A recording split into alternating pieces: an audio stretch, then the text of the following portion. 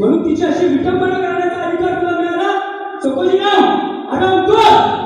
महाराज, सावित्रीबाई केशव आपली शत्रूच आहे.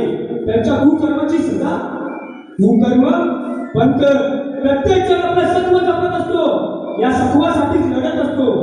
इथं जिंकणारे सिकंदर ठरले म्हणून हरणाऱ्याचं मन कमी होत नाही. आम्ही सत्ताधीश आहोत म्हणजे साक्षात ईश्वर नव्हे की प्रत्येकाने आमची सत्ता कबूल करावी. आम्ही हे स्वराज्य उभं केलंय त्या रयतेच्या कल्याणासाठी. ती रयतच इथे लढली जात असेल तर पाटशाही आणि शिवशाही यामध्ये फरक तो काय राहिला नाही. सकोजी नाही, तुझा गुन्हा आमच्या लेखी क्षम्य नाही. राजा एकदा माफी द्या. या माफीसाठी हवं तेव्हा रगत सांगतो आम्ही राजा. रगत सांगण्याची भाषा करणारा माफी मागत नसतो जीवासाठी सकोजी.